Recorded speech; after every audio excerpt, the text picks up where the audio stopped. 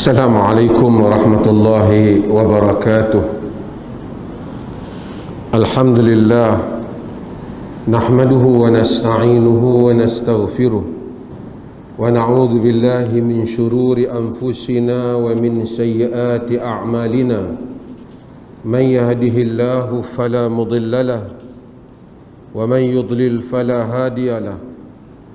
أشهد أن لا إله إلا الله وحده لا شريك له وأشهد أن محمدا عبده ورسوله. أما بعد.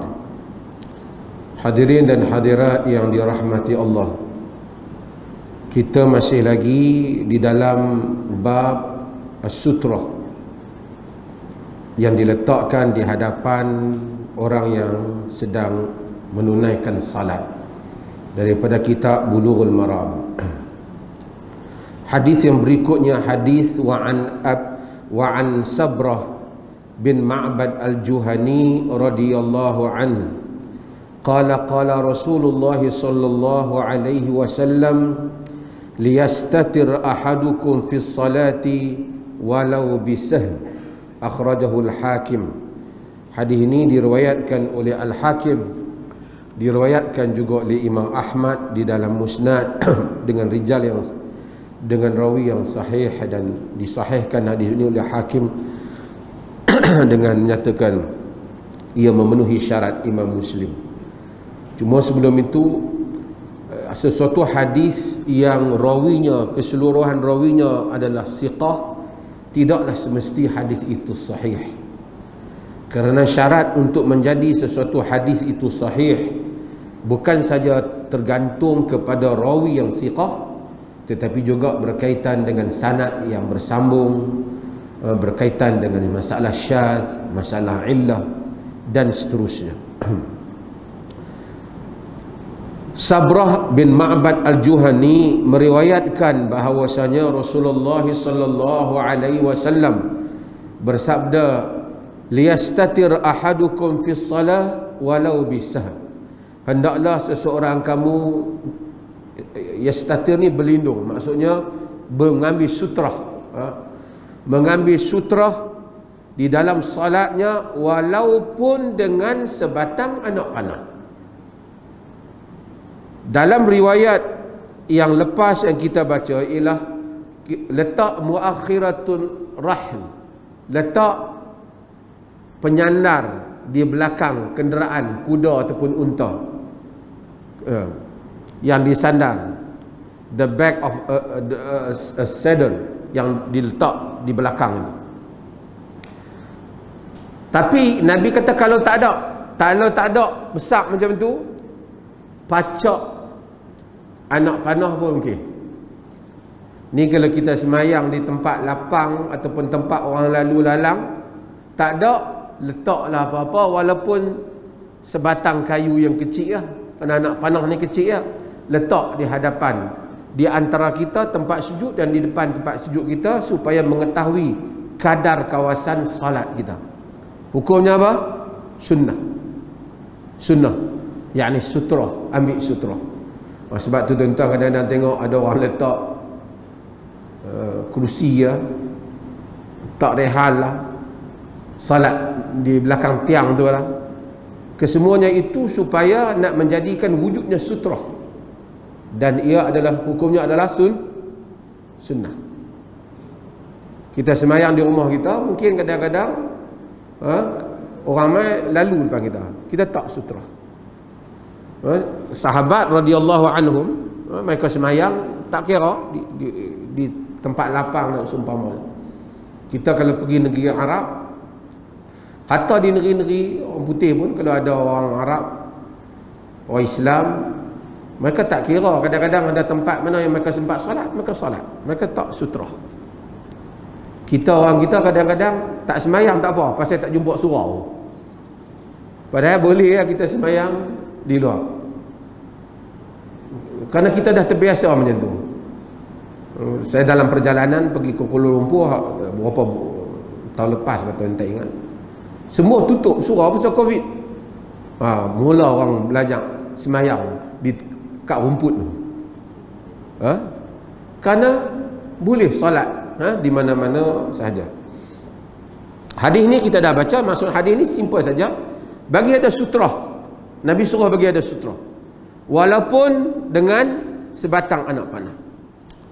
Hadis berikutnya, wa an Abi Dzarin Al-Ghifari radhiyallahu an qala Rasulullah sallallahu alaihi wasallam yaqta'u salata ar-rajul al-muslimi idza lam yakun baina yadayhi mithlu mu'akhkharati ar-rah al-mar'atu wal-himaru wal-kalbu al-aswad. Al-hadis wa fihi al-kalbu al-aswad syaitan akhrajahu Muslim wa lahu an Abi Hurairah dun al-kalb wa li Abi Dawud wal Nasa'i an Ibn Abbas nahwu duna akhirih wa qayyad al-mar'ah bil haid.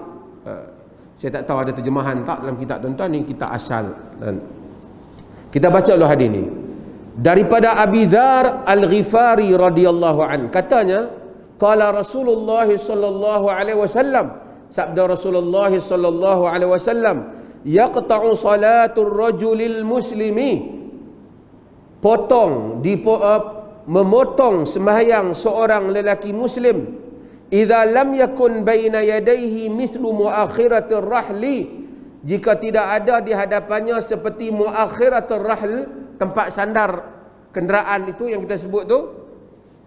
Jika tak ada, apa yang memotongnya? Al-mar'atu, perempuan potong solat. Potong di sini, potong lah, terpotong solat dia.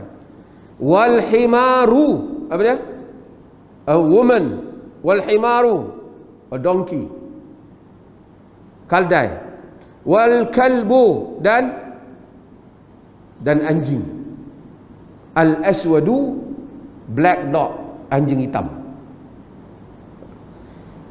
Al-hadis wa fihi, pada hadis ni, al-kalbul aswadu syaitan, kalbul aswad syaitan.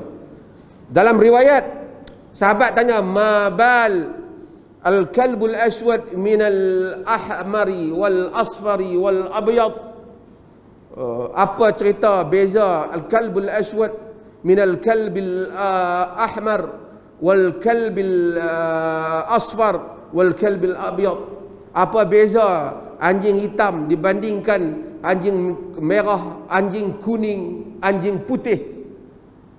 Nabi kata al-kalbul aswad syaitan, kalbu aswad syaitan. Hadis. Dia kata di dalam riwayat daripada Abu Hurairah juga ada yang tidak menyebut perkataan anjing, ada yang tidak menyebut perkataan lain, dan ada yang mengaitkan wanita ni dengan wanita haid. Dia bukan wanita al-mar'ah al-haid, wanita yang haid, tapi riwayat ini dhaif.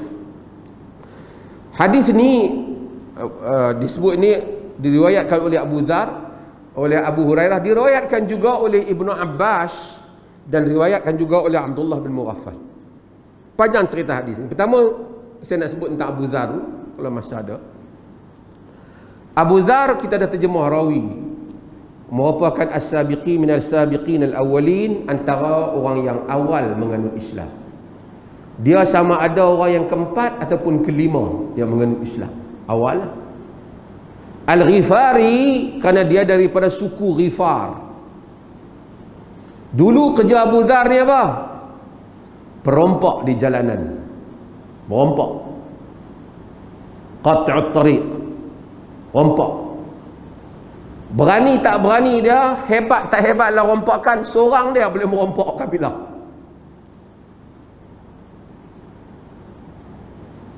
Abu Dzar Al-Ghifari daripada suku Ghifar. Dia Abu Dzar dari suku Ghifar ni terkenal dengan berani. Walaupun dia merompak, tapi dia tak sembah berhala. Ditanya dia, habis kau sembah apa? Ilahus sama, Tuhan langit aku sembah. Kalau apa-apa diminta pada Tuhan langit, tunjukkanlah aku. Bila dia dengar Nabi SAW muncul, dalam sebahagian riwayat dia hantar adik dia Unais, pergi, dia kata irkab ila hadzal wadi, pergi cari. wa'lam li ilma rajul, bagi tahuku mengenai apa khabar lelaki ni. Siapa cerita dia mengaku jadi nabi. Adik dia pergi balik mai, adik dia cerita dia ada kata-kata bukan syair, dia mengajar kepada makarimul akhlak, akhlak yang baik. Dia kata ni tak cukup, aku kena pergi sendiri. Dia pergi susah nak jumpa Nabi. Dalam riwayat dia tengok Ali bin Abi Talib, dia tengok Ali, dia ikut panjang cerita dia, saya nak ringkas masa kita tak ada, tapi yang penting 3 hari dia dengan Ali tu. Lain kali dia tanya Ali, kat mana? Dia tahu. Ali kita jangan bagi tahu orang. Bahaya sekarang ni. Masa tu semua orang dakwah di peringkat yang sir, rahsia. Dia masuk, akhirnya dia dapat, dia setelah berjanji, dia berjaya, Ali bawa dia berjumpa dengan Nabi SAW. Bila jumpa dengan Nabi SAW, dia dengar, dia beriman. Nabi kata balik, pergi kat kaum kang, ajak mereka pada agama. Jangan tunggu sini, bahaya. Abu Dzar dia kata, aku tak boleh. Aku ni hajat, aku nak pergi bagi tahu kat dia bahawa aku mengikut Islam. Oh. Nabi duk tak mau pergi. Nanti kena tindas. Dia pergi pang Quraisy semua, asyhadu an la ilaha illallah wa asyhadu anna Muhammadar Rasulullah. Pakat keluar pukul dia sampai jatuh. Al-Abbas, pak saudara Nabi, dia pun tidak Islam lagi. Abbas kata, oh, Quraisy, hampa cari pasal ni, dia ni daripada suku Ghifar, tempat perjalanan kabilah perdagangan hampa lalu kot tu hampa kena, kalau hampa bunuh dia baru dia lepas. Oh jangan bayar, dia pun menega lagi penting. Ini hampa bunuh Arab, dia ambil tindakan kabilah-kabilah mereka. Jadi lepas dia suruh dia balik, dia menyeru kaum dia supaya Islam, kepada Islam. Separuh daripada suku Ghifar masuk Islam. Hebatnya dah. Cuma dia duduk, Nabi suruh dia tunggu di sana, sehingga setelah Nabi berhijrah ke Madinah, selepas perang Uhud, dia baru datang bersama kaum dia. Separuh lagi masuk Islam kemudian. Abu Dzar ni Nabi SAW sayang. Panjang cerita dia. Geng-geng yang salah faham ni, dia suka, dia kata Abu Dzar ni sosialis. Dia taklah sosialis. Abu Dzar ni panjang cerita dia. Nabi bagi tahu dia tentang krisis yang dia akan hadapi dengan khalifah selepas daripada itu. Ada krisis dia pada zaman Osman, dengan Osman dan juga dengan Muawiyah, dan akhirnya dia mati bersendirian. Tapi Abu Dzar ni Allah sayang pada dia. Dia pernah minta jawatan, Nabi tak bagi kepada dia. Nabi kata innaka dhaif wa innaha amanah. Kau lemah dalam kepimpinan, tetapi ia amanah. Nabi sayang Abu Dzar. Dia mari duduk di Madinah, dia khidmat dengan Nabi SAW. Habis khidmat baru dia balik selepas Nabi selesai. Pernah dia duduk tidur, Nabi mai kejut dia. Nabi bagi tahu apa yang bakal berlaku selepas ni. Panjang cerita Abu Dzar ni. Termasuk riwayat-riwayat yang bersedih juga tentang dia. Okey. Hadis ni dia kata apa? Dia kata apabila satu orang tu salat, dia tak letak di hadapan dia sutrah yang menyerupai tadi muakhiratul rahl tadi, yang merupai tempat sandar di belakang kenderaan kuda tu, yang sekeping macam tu, yang saya kata 3 suku daripada hasta ni, dia tak ada tempat tu. Kalau perempuan lalu, zahir hadis ni, kalau perempuan lalu, kalau himar lalu, kalau anjing hitam lalu, terputus sembahyang, terputus salat. Ini zahir yang disebut di dalam hadis. Al-mar'ah maksudnya perempuan lah. Arab sebut al-mar'ah ataupun al-mar'ah atau imra'ah, semuanya boleh dalam bahasa Arab. Ia maksud perempuan yang sudah baligh, perempuan yang sudah baligh. Hadis ni menjadi perbincangan panjang di kalangan para ulama sejak dahulu. Khususnya pertama, isu apa makna terputus tu. Yang kedua ialah apa yang Aisyah radhiyallahu anha bangkitkan. Aisyah marah dengan hadis ni. Bukan dia marah pada Nabi, dia marah pada depa yang riwayat. Dia kata hampa dengar silap. Kata Aisyah dalam banyak riwayat, syabbahtumuna bil humuri wal kilab. Dalam sebagian ada syabbahtumuna bil hamiri wal kilab. Adakah kamu nak samakan, hampa semua nak samakan kami orang perempuan macam dengan kaldai dan anjing? Aisyah sensitif. Pasal kata masukkan sekali wanita, kaldai, anjing. Aisyah kata, awak hampa ingat perempuan macam yang kaldai ke? Perempuan macam anjing ke? Aisyah ni pembela wanita.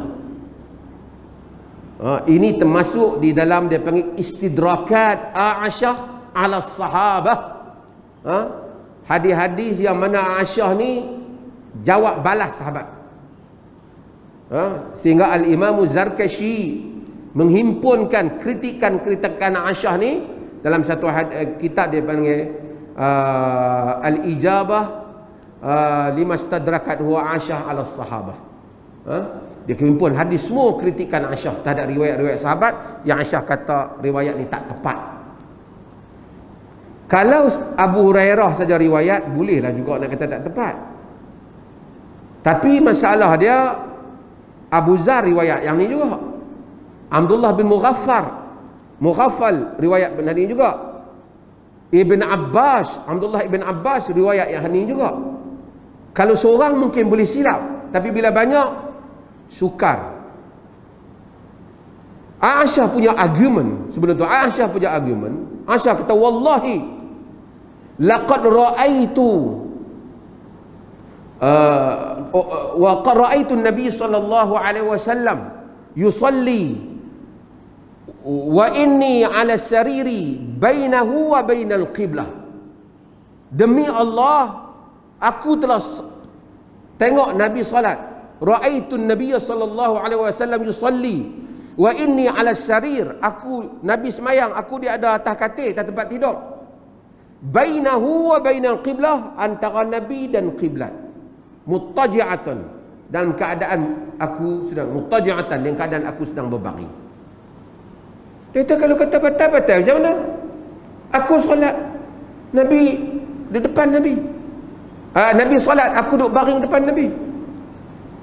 Itu argument Aisyah terhadap hadis. Ini menarik sebab itu apabila kita baca satu hadis, yang minat hadis-hadis ni, dia tak boleh satu hadis dia nak buat kesimpulan hukum. Sebab tu datangnya peranan ulama, fuqaha, ulama-ulama mazhab dan seumpamanya, kerana mereka nak bahaskan maksud hadis-hadis ni. Kerana dia kalau dia ambil secara satu, dia mungkin akan jadi masalah. Kerana kita nak kena tahu konteks sesuatu hadis. Dalam riwayat yang lain, Aisyah kata, wa ana mu'taridatun bainahu wa bainal qiblah.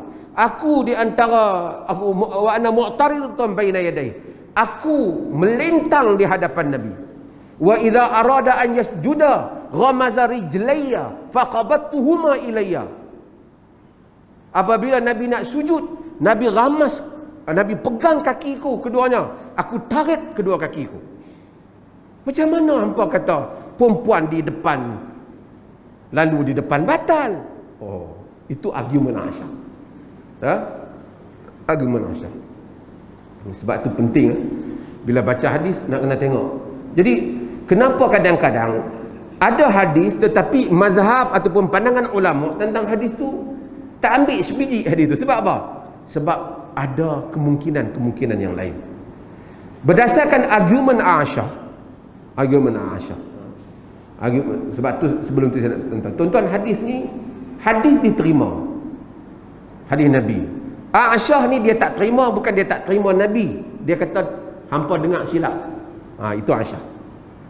Yang lain ulama setelah tengok hadis dia kata mungkin konteks kita nak kena faham. Konteks ni apa maksud sebenar Nabi tu? Dalam keadaan mana hadis itu? Saya buat contoh lah nak bagi faham. Video ni hak rakam ni kan. Buat rakam kita saya kuliah ni. Kata 20 tahun lagi orang tengok balik ceramah saya ni. Depa tengok depa heran. Apa pasal yang pi ceramah dalam masjid pi pakai mask ni? Duduk dalam masjid tak berani tunjuk muka ke? Dia tak tahu sebab. Dia heran, duk buat pasal apa? Yang pakai mask. Tapi bila dia kaji zaman tu rupanya Covid. Lagi 10 tahun mungkin orang tak tahu cerita ni.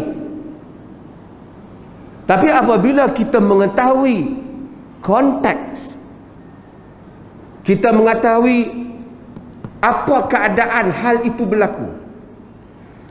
Hadis-hadis Nabi sebahagiannya, kebanyakannya yang dinukil kepada kita, dia nukil matan, dia tak nukil konteks tu. Kalau dia nukil matan dan konteks, senang. Ulama boleh tahu, hadis boleh tahu itu konteksnya. Ada yang dinukil matan dan konteks. Matan dan konteks matan. Dan konteks matan. Hadis tu suasana dia berlaku. Kalau tak berlaku, dia nak kena ijtihad. Dia nak kena rumuskan. Tengok dalil tu, dalil ni, buat perbandingan. Kerana kalau berdasarkan hadis tadi, kita semayang, isteri kita lintas depan kita, batal semayang kita. Ataupun kita semayang, kaldai lintas depan kita, batal solat kita. Ataupun anjing lintas depan kita, batal. Tapi ada hadis yang diriwayatkan oleh Imam Ahmad, diriwayatkan juga oleh Abu Dawud, di mana Al-Fadl bin Abbas menyatakan bahawasanya atana Rasulullah sallallahu alaihi wasallam wa nahnu fi badiyah. Nabi datang kepada kami dalam keadaan kami berada di Badiah, di kawasan padang pasir ini. Kemudian fasalla fi sahra laisa bainahu wa laisa baina yadayhi sutra. Tak ada depan Nabi pula sutra. Wa himarun lana wa kalb ya'bathan. Kaldai dan anjing duk melintas. Tak pula Nabi batalkan sembahyang dah. Jadi timbul perbahasan, yang mana satu ni? Maka jumhur para ulama mereka menyatakan bahawasanya maksud hadis ini ialah membatalkan khusyuk. Bila kaldai lalu, kaldai ni ganggu suara dia, walaupun dia kaldai ni sekolah tak masuk, dia dua huruf boleh baca, I O, I dengan O, kan? Quran kata inna ankaral aswat la sautul hamir. Seburuk-buruk suara ialah suara kaldai. Kalau dia lalu, dia lintas, dia bunyi pelik. Ataupun kaldai. Dalam riwayat Nabi kata idza sami'tun nuhaqul hamir fata'awwadhu billah minasyaitan fa innaha ra'at syaitan. Kalau kamu dengar bunyi kaldai, jeritan kaldai tu, Arab kata nuhaq, kita tak ada bunyi kaldai, minta lindung Allah Ta'ala daripada syaitan, kerana dia nampak syaitan. Yang ni kita tak tahu binatang, binatang, alam binatang, apa yang dia nampak. Kita beriman apa yang Nabi sallallahu alaihi wasallam beritahu. Anjing, Nabi kata anjing hitam. Sama ada syaitan menyerupai anjing hitam, ataupun Nabi cakap kena kejadian anjing hitam, ataupun anjing hitam tu tabiatnya yang jahat, mengganggu. Tapi Nabi tak suruhlah bunuh. Nabi kata terpotong solat. Wanita mungkin maksud dia wanita yang bukan kita kenal lah. Tapi kalau wanita tu dah isteri kita, macam Aisyah, tak ada apa, isteri duk tengok hari-hari. Ibn Hazm Al-Andalusi, oleh kerana mazhabnya Zahiri, dia kata wanita kalau melintang tak apa, melintas tak boleh. Dia pelik sikit kan. Pasal dia nak pergi sama. Cerita Aisyah tu melintang dia dah. Hadis kata melintas. Hak ni passing off, dia lintas. Yang tu melintang, itu cerita lain. Oh, nampak literal sangat macam tu.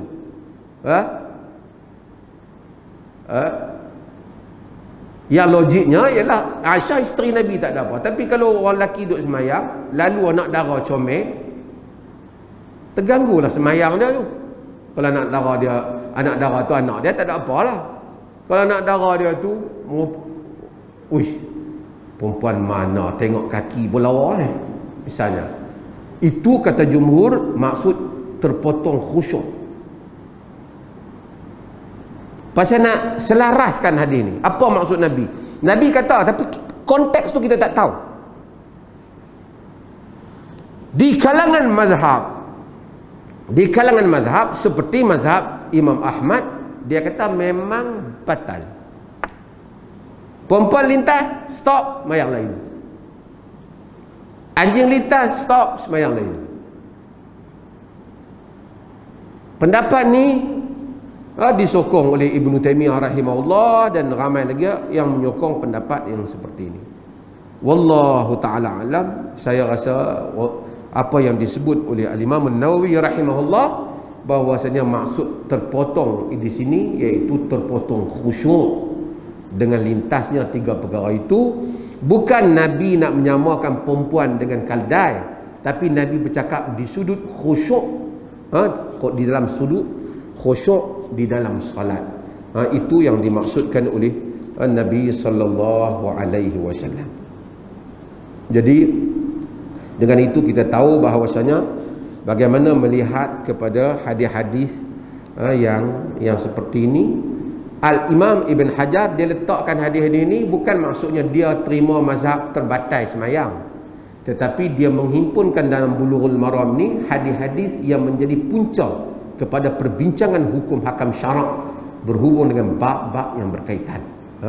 Ini bahan ulama berbincang di atas bahan-bahan yang ada ni. Wallahu ta'ala alam. Kita buka pada sesi soalan.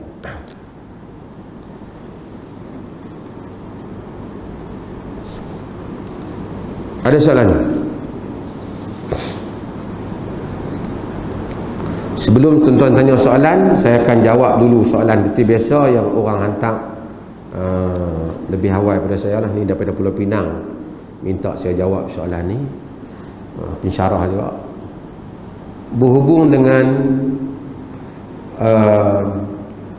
ada orang menyebut, orang agama juga yang menyebut tentang kalau sekiranya awal Muharram jatuh pada hari Selasa, bererti kita akan menghadapi berbagai balak besar ataupun kesusahan besar, pemimpin mati dan seumpamanya. Berdasarkan kepada apa yang disebut di dalam kitab Tajul Muluk. Tajul Muluk. Jadi kitab Tajul Muluk ni adalah merupakan yang ramai tanya saya lah, bolehkah kita baca kitab Tajul Muluk ni? Okey, kena dengar elok-elok benda ni. Tajul Muluk ni kitab, kira kitab bomo orang lama-lama lah, dikatakan ditulis untuk bangsawan atau keluarga diraja Aceh. Di dalamnya ada berbagai-bagai ilmu, ilmu bintang, ilmu bomo, ilmu macam-macam, dan kitab Tajul Muluk. Siapa yang baca buku sastrawan, tokoh sahabat saya jugalah, saudara ataupun Datuk Azizi Abdullah, seorang tua di kaki gunung. Siapa dulu mengaji, siapa cikgu dia tahu ni. Dalam seorang tua di kaki gunung, Tok Ya tu, dia pergi tebang pokok di hutan tu, dia nak buat rumah. Petua cara nak buat rumah tu bila ke arah matahari naik ke jatuh ke, dia ambil daripada kitab Tajul Muluk. Kitab ni, kita pasal apa kita sebut kitab? Sebab dah tulis Jawi, orang Melayu panggil kitab lah. Kitab ni maksud dia buku lah. Orang kita, tu bukan buku tu, kitab tu. Kitab tu bahasa Arab, buku tu bahasa Melayu. Dia tak nak beza apa, kitab dengan buku, cuma kitab tu bahasa Arab. Tajul Muluk ni kitab Jawi. Dulu orang apa? Dulu apa nama, orang tua-tua suka benaklah dan kitab Tajul Muluk ni. Bila-bila nak ada petua apa-apa, dia tengok dan Tajul Muluk. Istilah tuan-tuan tengok Mak Jun berlakon bentara guru, dia kata kan, nanti bentara guru juga. Bentara guru tu, istilah tu diguna dalam kitab Tajul Muluk. Ini menunjukkan Tajul Muluk ni dia kumpul bahan-bahan daripada ilmu-ilmu nujum, tanjim, ilmu-ilmu tilik, ilmu-ilmu boleh kata bomoh ataupun sihir lah juga, yang diambil daripada berbagai-bagai agama lah, termasuk juga mungkin Hindu, Buddha dan seumpamanya, dan ada unsur-unsur agama Islam yang dia masukkan. Contohnya kalau nak buat rumah tadi, dia kata nak buat rumah ni, ambil tanah tu diikat dengan kain putih, kemudian dijampi, hai segala yang memegang tanah ini daripada 4 penjuru, hai anak cucu menteri guru. Sangat kita akan jumpa mentara guru. Kemudian dia akan sebut, hai apa nama, jika baik katakanlah baik, jika buruk katakanlah buruk. Ambil letak di bawah bantai, tidur, besok jampi pula. Baru boleh tahu tanah tu sesuai ataupun tak untuk dibuat rumah. Kemudian dia akan panggil, hai raja guru, maha guru, hai daripada pajar menyingsing, hai apa, mambang tanah. Tu mambang tanah Piramli tu. Hai hantu tanah, mambang tanah, dia puja banyak. Ini jampi-jampi yang ada di dalam kitab Tajul Muluk. Baca boleh, tapi untuk tahu, bukan untuk amalkan. Dan dia ada perkara-perkara pelik dalam kitab ni. Contohnya, hari ni hari apa? Hari ni hari apa? Hari ni hari Khamis. Wanita yang lahir pada hari Khamis ialah wanita yang perangai tak elok, kasar, kuat nafsu, semua. Hari Khamis tak elok. Wanita kalau bibir tebal, kuat nafsu. Kulit kalau hijau kehitaman, cahat. Lelaki kalau rambut kerinting campur merah, kerinting dan merah, tamak dan jahat. Sedangkan apa Nabi kata, innallaha la yanzuru ila suwarikum wala ila ajsadikum walakin yanzuru ila qulubikum. Allah tak tengok kepada rupa kamu, tak tengok jasad kamu, tengok kepada jantung hati kamu. Nanya, dia tu lahir hari Khamis, hang lahir hari Khamis, hang jangan nikah nak jahat mana? Siapa kata? Kitab apa? Kitab kata, kitab apa? Tajul Muluk. Tajul Muluk. Orang kalau mata dia biru keputihan, elok apa? Jahat dia dah. Dia tengok mata cerah putih biru, jahat.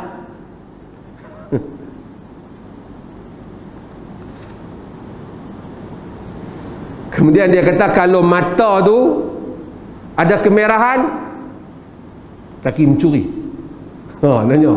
Orang kali ada orang saktum kot masa tu. Dia tengok merah. Kalau kekuningan mata dia, kuat menipu. Dagu kalau lebar, dagu kalau lebar, dagu ni kalau lebar, takabur. Dagu kalau lebar, takabur. Kalau tirus, kau tengok boy, tirus dagu macam lawan. Tajul Muluk kata kurang akal.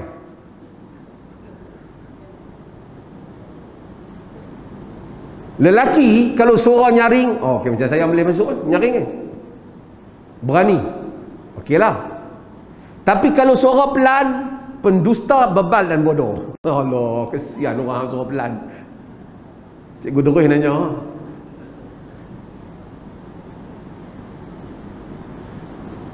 cuping telinga ni. Kalau melekat ni kejam. Ada orang kan cuping telinga ni melekat. Kalau cuping telinga ni lembut, dia tajam ujung ni, penyamun. Cuba tengok geng-geng yang ambil rasuah tu, telinga macam mana. Tak, saya nak sebutnya ialah kitab Tajul Muluk ni tak patutlah jadi rujukan. Apatah pula orang agama, ceramah agama kata rujukan dia Tajul Muluk. Membuat satu ramalan berhubung dengan masa depan. Ni saya nak cerita. Orang ni bila dia COVID ni tak tahu pergi mana kerja, dia memang nak ramal. Ada satu kumpulan barulah, tak baru banyak bulan kot lahir. Kumpulan ni nama dia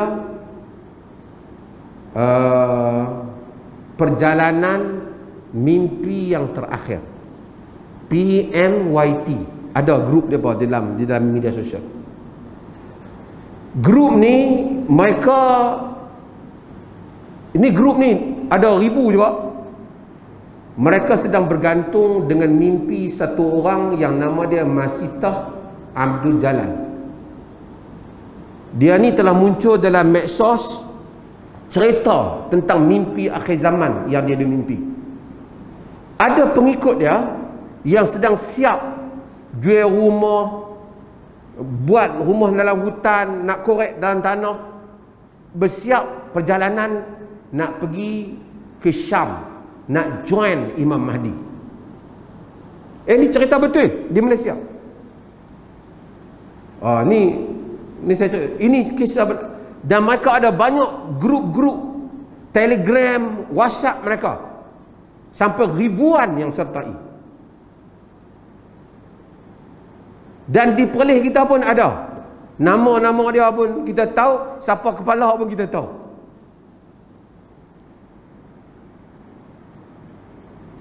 Dok siap beli barang apa semua, benar anak panah pun semua siap. Sebab dunia nak kiamat dah ni. Dan Masitah ni buat ramalan melalui mimpi dia. Macam-macam lah ramalan dia. Bulan Ogos apa akan jadi, bulan September apa jadi. Tuan-tuan, masyarakat Malaysia ni walaupun lama kita, tapi kita bukan masyarakat yang cukup matang dengan peristiwa-peristiwa pelik. Dalam bahasa biasa kita kata masyarakat kita ni duk perak lagi. Contoh, bila tengok politik kita tak stabil, parlimen bergaduh macam ni, first time berlaku kita tukar kerajaan, tukar parti politik. Kemudian dalam 2 tahun tukar pula lagi satu. Orang Malaysia terkejut. Apa jadi? Dah nak kiamat ke ni? Berkelahi saka ni. Padahal tukar kerajaan ni di Thailand kerap sangat dah. Di negara lain bukan kerajaan tukar, jatuh bom semua cukup. Tak ada mereka terkejut kiamat ke apa. Memang macam tu lah negara mereka. Tapi oleh kerana kita ni baru, tukar kerajaan pun kita rasa tanda kiamat dah nak main. Yang seronoknya seolah-olah kiamat tu di Malaysia aja, tempat lain tak kiamat lagi. Sebab kita tidak ada.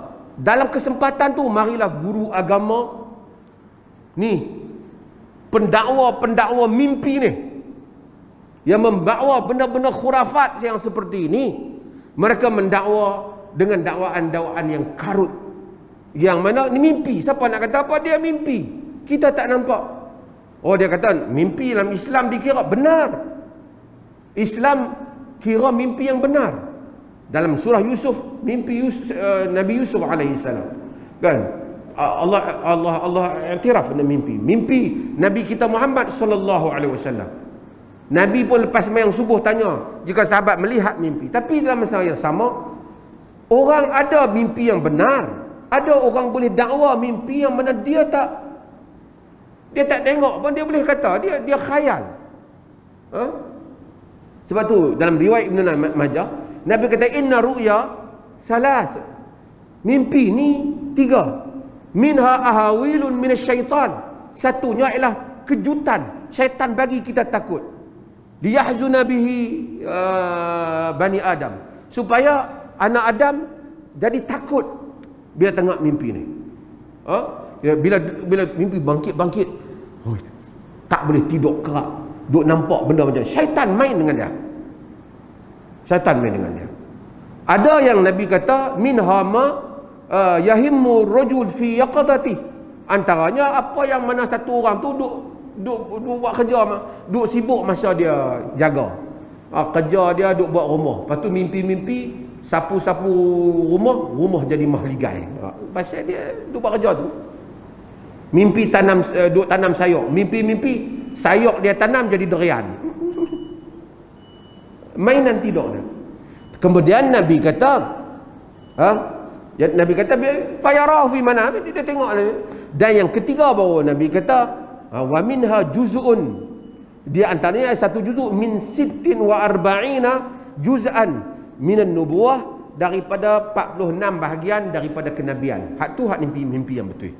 Akhir zaman Nabi kata orang yang saleh mimpi dia benar. Tapi golongan ni ambil kesempatan klaim mimpi, dan ada tuan-tuan pergi tengok mimpi masyitah, pakat duk percaya mimpi dah. Yang menariknya golongan hati mengaji agama sampai Azhar boleh percaya juga dengan mimpi masyitah ni. Masyitah ni pun bukan mengaji agama apa, dia atas mimpi dia habaq. Apa bukti mimpi dia? Dia habaq kata lepas dia mimpi, berapa hari dia kena tu duk belangak peti air 3-4 kali. Lagi suami dia kata ni satu mimpi yang ajaib. Lepas tu dia pun buat cerita, lepas tu dia mimpi, kena bawa pasukan. Yang menariknya pasukan tu antaranya akan main berimpun ni di Perlis ni. Suruh Malaysia ni nak bergerak daripada Perlis ni, di Perlis dan di sempadan-sempadan Thailand lah, nak naik ke atas, nak pergi sokong Imam Mahdi.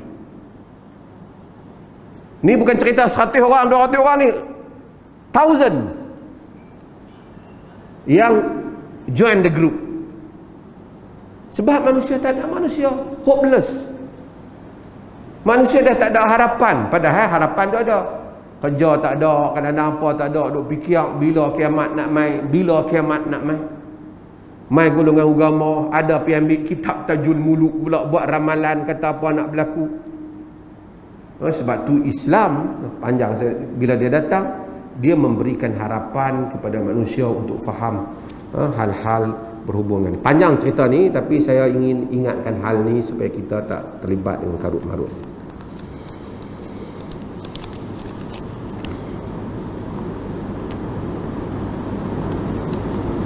Jika kita sedang solat fardu, kemudian seorang budak menolak kita hingga kita lebih daripada 3 langkah, adakah kita perlu solat semula? Tidak perlu solat semula. Bukan kita dengan sengaja hidup berjalan, tetapi kita kerana ditolak oleh orang lain. Hatta kalau kita melangkah dengan upah langkah, kerana misalnya untuk selamatkan anak kita yang jatuh umpamanya, ataupun untuk bergerak ke pintu, untuk membuka pintu, kerana duk ketuk kuat sangat kita tak boleh solat umpamanya, juga dibolehkan dalam hal yang seperti itu. Okey.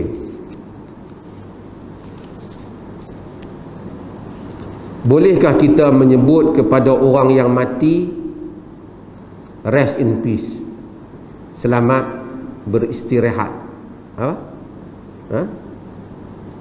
di dalam ketenangan, macam tu? Okay. RIP. Ramailah kadang-kadang orang duk sebut ni, dia ada rupa keadaan hal ni. Yang pertama ialah di dalam riwayat Imam Ahmad, Tabarani juga, sanad ni sedikit ada dhaif tapi dikuatkan oleh riwayat telah ada satu Aisyah riwayatkan, ada satu orang perempuan mati. Jadi ada orang kata matat fulanah wastarahat, telah matilah si fulan dan dia sedang beristirahat. Berehat, rest tadi lah, rest in peace tadi lah. Faghadiba Rasulullah sallallahu alaihi wasallam, Nabi marah. Nabi kata innama yastarihu man ghufira lahu. Yang beristirahat ni bila mati ni ialah orang yang diampun dosa dia. Jadi kita tak tahu dia diampunkan tak, macam mana hang confirm kata dia telah diampunkan. Maksud confirm. Okey, itu satu keadaan. Tapi kita tak macam tadi juga, tak boleh baca satu hadis, mana baca hadis lain juga. Di dalam hadis yang diriwayatkan oleh Al-Imam Al-Bukhari, diriwayatkan juga oleh Imam Muslim dan lainnya, marra ala Rasulillah sallallahu alaihi wasallam bi janazah. Ada jenazah yang lalu di hadapan Rasulullah sallallahu alaihi wasallam. Nabi kata mustarihun atau mustarahun min.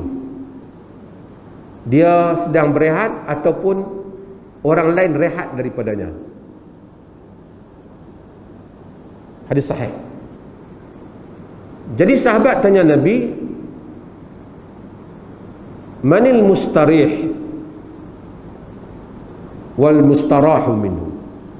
Siapa dia yang rehat dan orang lain rehat daripadanya? Nabi SAW kata, al-abdul mu'min yastarihu min nasabid dunya wa adhaha ila rahmatillah. Hamba mukmin bila dia mati, dia rehat daripada keletihan dunia dan apa yang menyakitkannya kepada rahmat Allah. Orang mukmin kalau mati rehat. Mudah-mudahan kita termasuk. Apa segala masalah dunia ni dia rehat. Wal abdul fajir, dan abdul fajir yastarihu minhu al-ibad wal bilad wasyajaru wad dawab, kata Nabi. Dan hamba yang fajir, orang yang jahat, bila dia mati, rehatlah daripada dia. Rehat daripada dia. Orang rehat daripada dia. Apa dia? Hamba-hamba Allah rehat daripada dia. Tanah air, yakni bumi, tempat rehat daripada dia.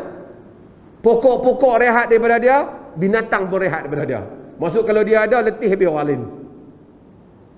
Rehat juga. Tapi orang yang rehat, bukan dia yang rehat. Dia menerima habuan Allah Subhanahu Wa Taala atas apa yang dia lakukan. Jadi kalau orang mati, kita kata berehatlah dia. Kalau maksud kita tu, kita doa semudah-mudahan dia berehat daripada dunia ni, dia dapat keamanan ni. Kalau maksud kita doa, mudah-mudahan tak apalah, insya-Allah kita doa lah. Tapi kalau kita tolong confirm, oh dia masuk syurga dah, yang ni kita tak boleh confirm. Melainkan kalau kita confirm, kita mendahului Allah dan Rasul. Melainkan orang yang Allah dan Rasul bagi tahu, para anbiya salihin, para sahabat apa semua yang Nabi mubasyirin bil jannah, yang mana disenaraikan oleh Rasulullah sallallahu alaihi wasallam, kita terima. Yang lain kita tak boleh confirm. Kita kata mudah-mudahan insya-Allah. Mudah-mudahan insya-Allah. Kerana sekarang zaman media sosial ni, kita hati-hati sikit kerana ramai orang buat macam-macam dakwaan padahal. Semua orang nak claim macam-macam. Dia mati, sahabat saya tu mati, masya-Allah, orang dah nampak dia dah masuk syurga dah. Yang ni, ini semua kita hati-hati dalam hal ini. Kita kata mudah-mudahan, kerana syaitan boleh bermain dalam hal ini. Kalau mudah-mudahan kita doa dia semua orang masuk syurga. Tapi kita bimbang kalau orang itu dia buat satu benda yang dia tidak seperti yang dia mimpi itu, permainan syaitan. Kita bimbang syaitan menzahirkan orang yang salah supaya orang tengok dia walaupun demikian salah, jahat, zalim pada orang lain, tetap masuk syurga. Memberikan isyarat yang salah. Ini mudah-mudahan kita hati-hati dalam buat kenyataan. Kita kata mudah-mudahan dia masuk syurga, insya-Allah. Ahli syurga, insya-Allah. Kita kata kita maksud kalau rest and peace yang kita maksudkan itu ialah dia tenang dengan mudah-mudahan sebagai doa kita kepada dia, tak apa. Kata dia orang mukmin. Kalau dia bukan, kalau kita confirm ahli syurga, kita tak boleh confirm. Kita tak boleh confirm. Wallahu ta'ala alam wa sallallahu ala nabiyyina Muhammad walhamdulillah rabbil alamin.